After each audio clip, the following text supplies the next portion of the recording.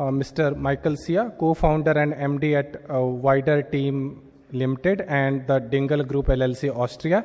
And another speaker, Shri Rajesh Murthy, CEO and founder, GAPASK, Canada. They will be talking about TIPPSS framework. Sir, are you there? Yep. So you can share your screen and start, please. Hello all, I'm Michael Shea, as it says here, Alien Group, and thank you for the invitation and very nice introduction. We're here today to talk about TIPPSS and for the next generation of PKI and its applications. I'll cover more of the, the TIPPSS element to familiarize you all with what TIPPSS is. And Rajesh will cover a lot more in depth around the PKI areas. My background is, and part of this is I was the co-chair for the trust and identity parts of a standard published last October, IE/UL 2933-2024, which is in the clinical IoT space. It's TIPPSS for clinical IoT. TIPPSS, as you can see here from the diagram or the logo, is trust, identity, privacy, protection, safety, and security. It is a framework or almost like a meta standard that is looking to address some of the safety, all of these items, the concerns that exist within the IoT space. And the first reduction was specifically around clinical or medical IoT devices. Do you want to go to well, Rajesh, do you want to introduce yourself first, or you introduce yourself when you start your part? How would you like to do it? Either way is fine. Okay, so why don't I just, I'll go to the next slide and then you take, so let's go to the next. Go ahead. Okay. So as technology moves forward, and it's moving at, as we all know, an ever increasing pace, the risks to not only to devices, but the environments or the context that they are operating in increase. When we look at IoT devices, my first third of my career was in embedded systems and industrial automation, in that area in writing code. And when I look back at some of the years and some of the things that were created way back in the last century, you can see how people wouldn't have understood some of the level of connectedness and the pervasiveness that has happened in 30, 40 years. And this is part of what we're trying to deal with. The Internet of Things devices, in many cases, have not been designed with security in mind. As things change now with the different technologies, particularly around as AI is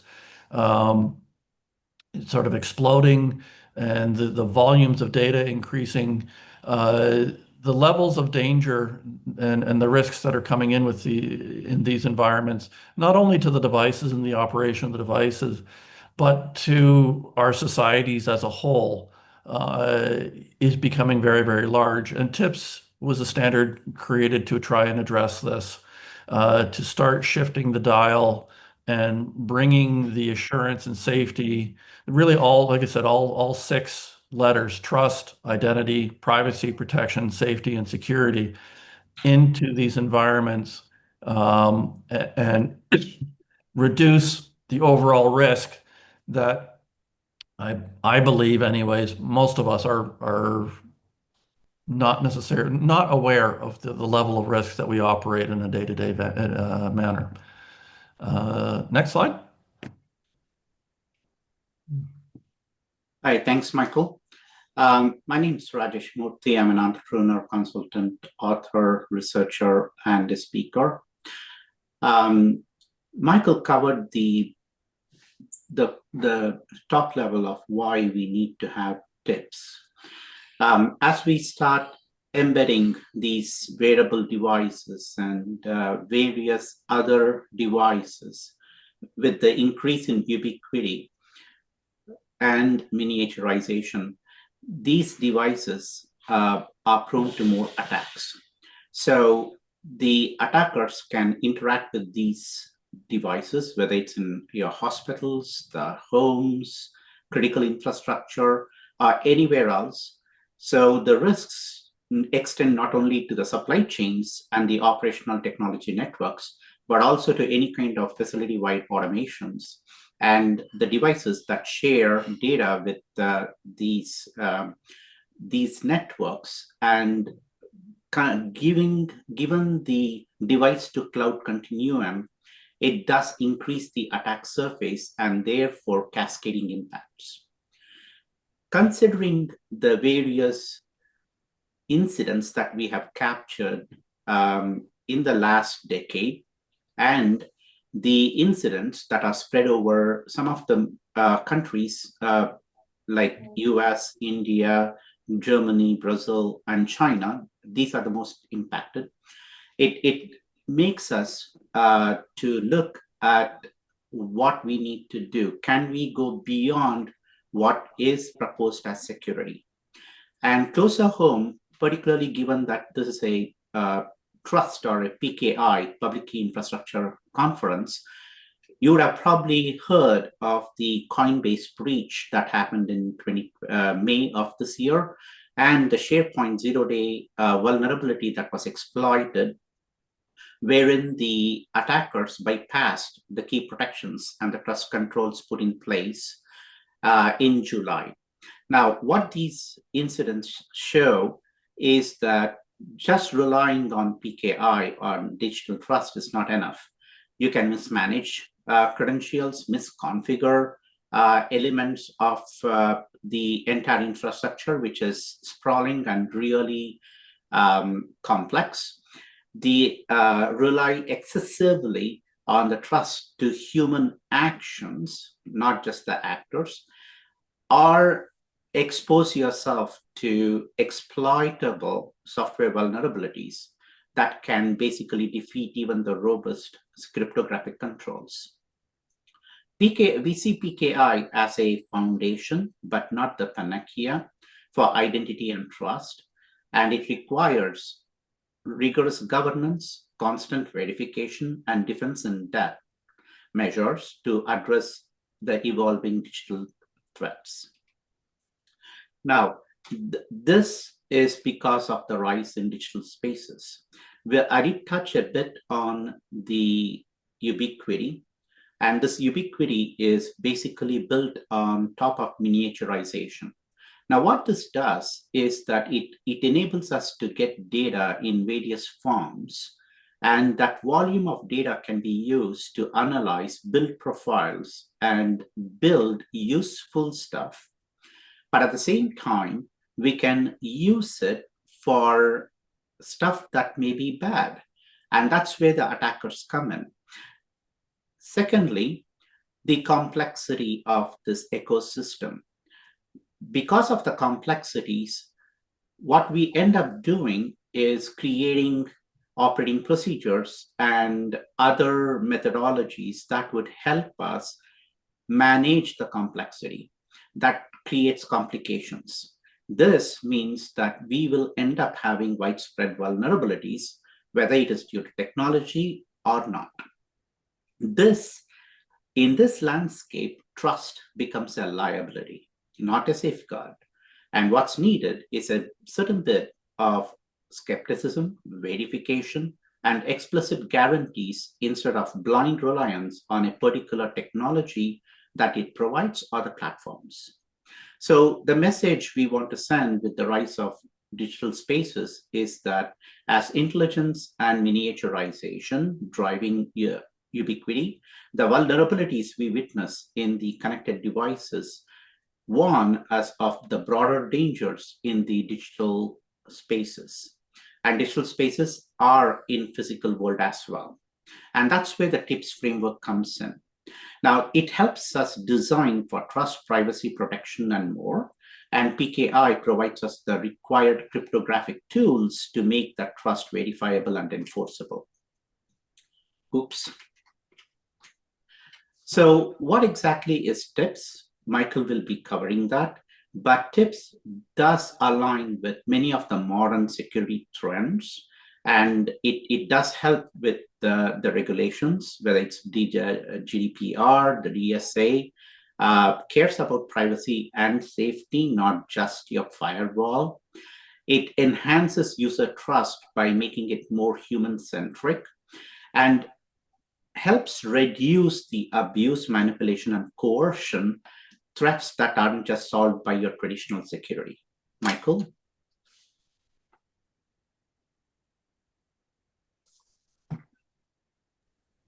I'm off mute. Thank you, Rajesh. Yeah, so these are the 6 main elements of the IEEE 2933 standard. They are in the creation of the standard, we recognized that it's a journey that people will have to go through, particularly in the healthcare context. And in reality, as TIPPSS is also starting to move out into other industry sectors there as well. The assurance and trust around that the interactions between the device and the environment that it's working in is very important, and as Rajesh has talked about, is underpinned by a lot of the PKI infrastructure. As we were working on the standard, it really was taking this in a holistic view, all of these 6 elements, because they are all interrelated, particularly in the medical context. There's the identity of the device, and we had many conversations about, well, there's also the identity of the patient, if that device is connected to a patient. Or there may be an identity of the physician or a caregiver in a facility. So there's multiple layers and multiple levels. And taking TIPPSS and integrating TIPPSS is likely one of these things that's best done from the beginning, and how you are designing your systems and stitching them together.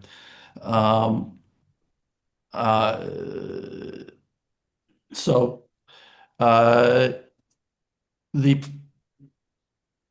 sorry, I lost my train of thought.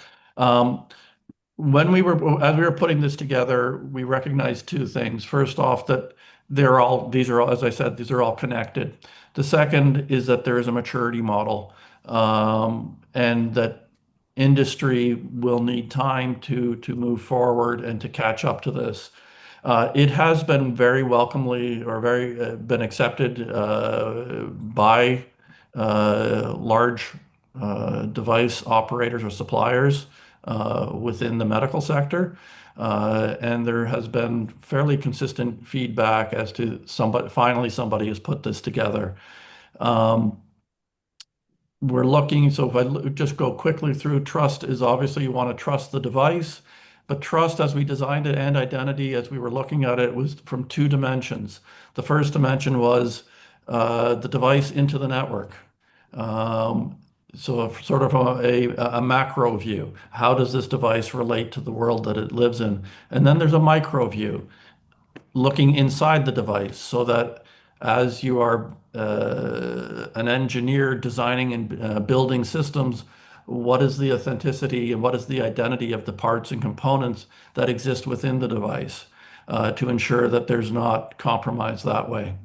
Privacy, particularly in the health context, is a key priority. How do we make sure that the access to the data does not happen in ways that are not or that are dangerous or harmful to the patient? Protection here is maintaining the protection of the system through its life cycle. We were very cautious and very careful in creating this standard not to move outside our responsibility into areas that are really belong to regulators. So that is really the context that we put here around both safety, security, protection. So moving from next to the life cycle, One of the things that's key and important and is now becoming even more important is first looking at the design, manufacture, and distribution. So how do you design? You have to design these principles into the beginning. When we look at a life cycle of a device, it's the design, manufacture, so your creation steps, your initialization. How do you introduce it into a system? How does the device get bootstrapped and connected and integrated into a network in a facility? Then there's the everyday life and use. But then there's the cycle that in many times gets forgotten about, and that is the what happens after the device is pulled out of the initial environment. In many cases, that device is resold. So how do you make sure that all the critical information has been removed from that device? That could be certificates that identify it to the network. It could be patient data. And so that's some of the things that we covered within 2933 is that resale cycle, making sure that the appropriate actions are taken to first both protect your network and second protect any patient data. And finally, then when it comes to end of life and recycling and how the devices are broken down, again, making sure that data is not leaked within the overall cycle.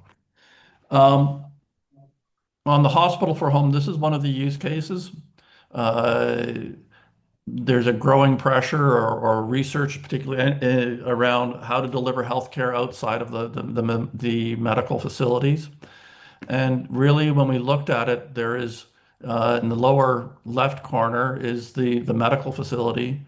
The right side obviously is the patient home and the top because that is the services. Many things today are as we all know as a service, and in those contexts, that means a device that might exist in the patient home is actually connecting to the device supplier and logging data up there. So how do you make sure all of this is working and it could run over multiple technologies of land, cellular, and things and so forth? And it then connects back down to the healthcare facility. So these are some of the contexts that we used in building 2933. Want to go to the next one? I think. Yeah. Or do you want to Okay. make a comment? Okay.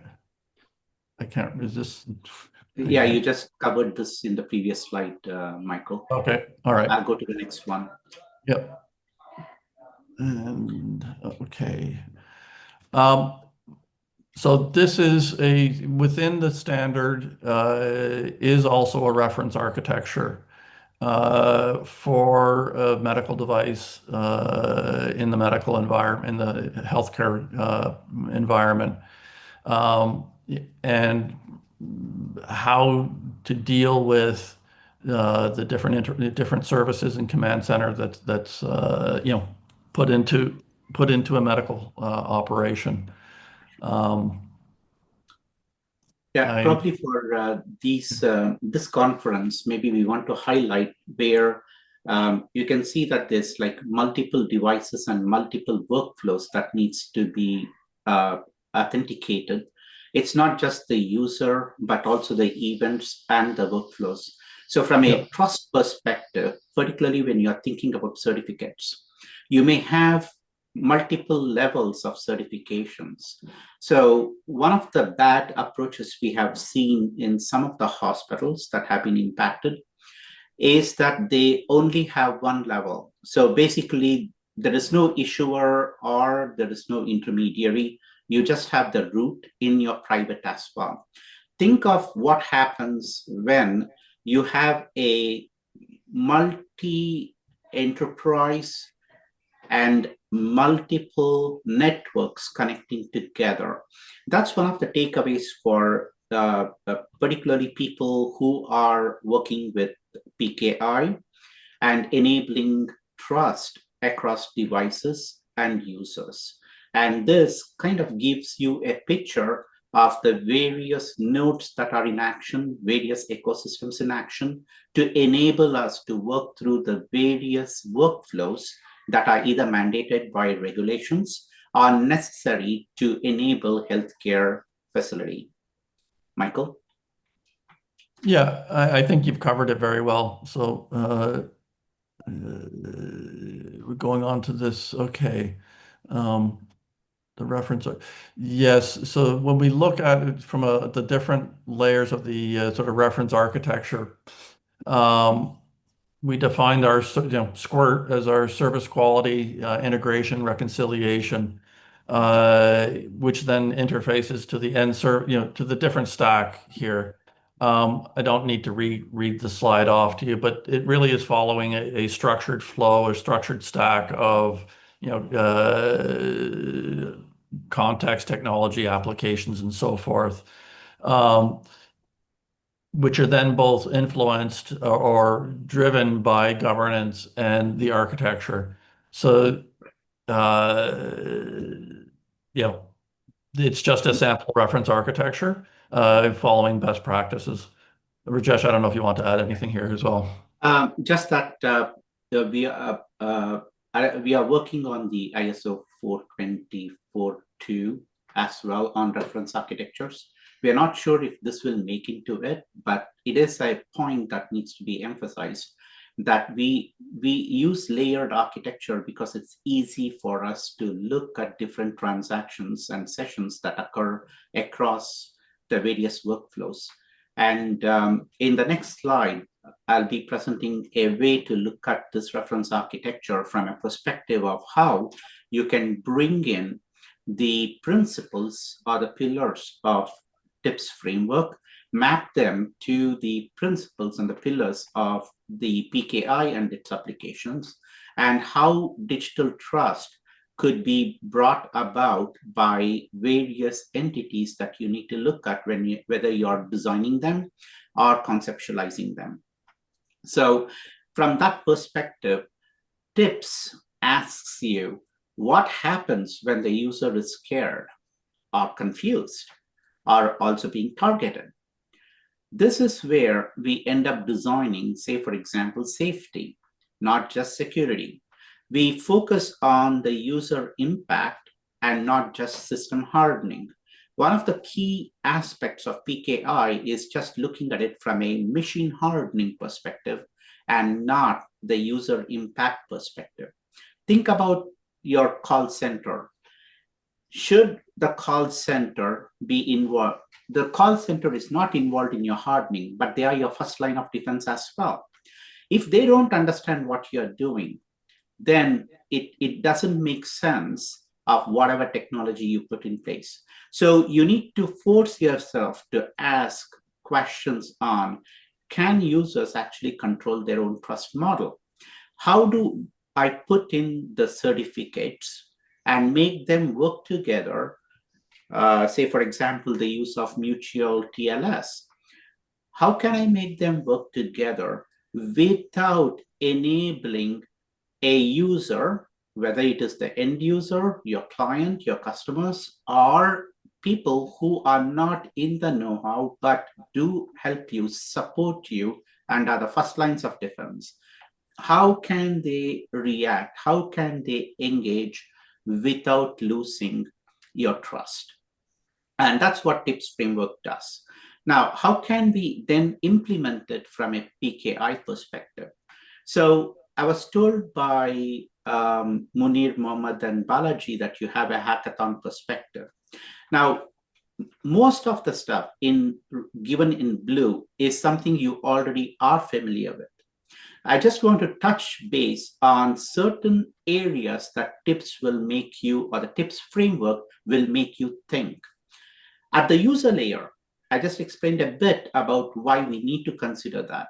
It will make you think through what will be your interfaces. How is your interactions? Your user interactions need not be just your API. It could be native interactions as well. It could be how your widgets are placed. It could be how your east-west or north-south communications are enabled. In every one of those, you are going to enable an either autonomous authentication or explicit authentication.